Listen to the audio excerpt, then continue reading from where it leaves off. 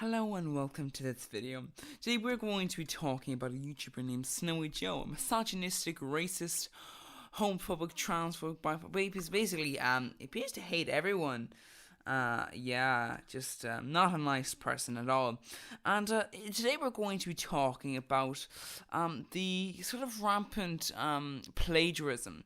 So there's been a couple of videos that he's deleted, which are also, have also had plagiarism in them. But they've had people focusing on them, and he's had to delete them over that. So obviously we're not going to count them because now they're deleted, and that's all that. But anyway, moving swiftly forward. So, looking at the first video, we have a video that is from Max Frosh. I don't personally like him, but a pretty major YouTuber, over 1 million subscribers, and you can see that his original video got 4 million views.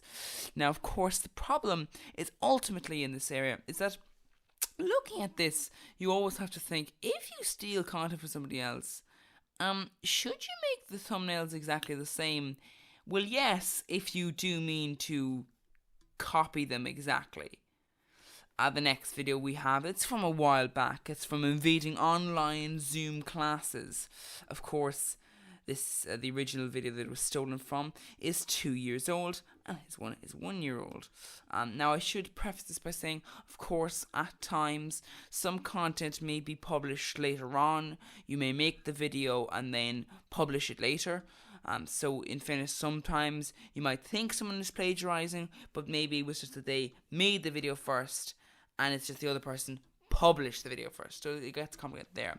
But anyway, moving on, we now have blasting, embarrassing voicemails in the library. One is from 2 years ago, and the other is from 11 months ago.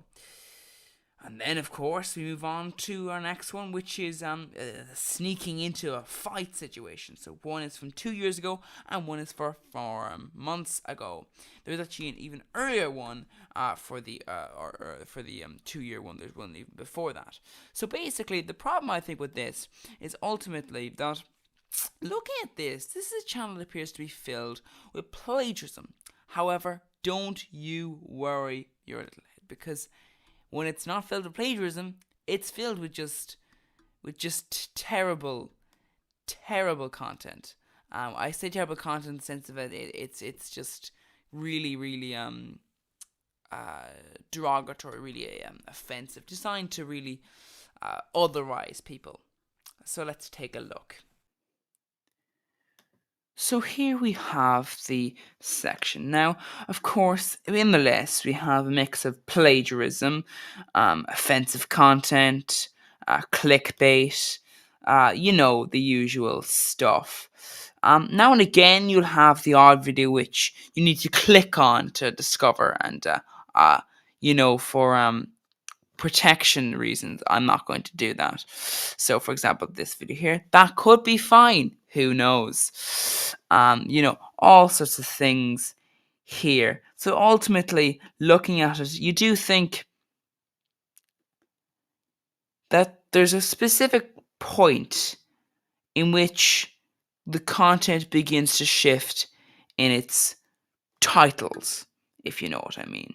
So I think this ultimately happens when viewers begin to stockpile into subscribers and regular viewers, because people will have this. People will have channels where they might have, tens of thousands of viewers, but very little subscribers. So they may have ads on their videos, and they may be making a good enough income out of it, but they may not have a good base. And this will obviously mean that if they are doing offensive content, they may not be able to build up a good base because everyone will just leave. Now, of course, what would they have done before this? They'll have viewed an ad. And that ultimately means it doesn't really matter because they're going to view an ad. And that's the same. So ultimately, that's fine, and ultimately that's a wise thing to do if you're an offensive person and you want to build up a following. Don't really put in the offensive stuff in the title, because then people just won't click on it. And even don't put it in the content, because once again, people won't stay around.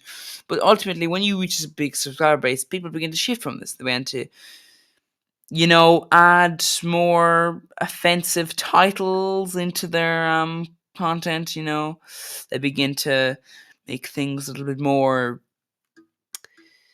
incelly. They begin to make it more problematic. It begins to be more factually incorrect. Begins to just cause a good few problems, to be honest. And ultimately, it begins to put the person in the position whereby they are ultimately a bad person. So, of course, that's just a short little look at Snowy Joe, the plagiarist, who apparently has copied from multiple pranky YouTubers, who is also a misogynistic, racist, homophobic, transphobic, biphobic little creep.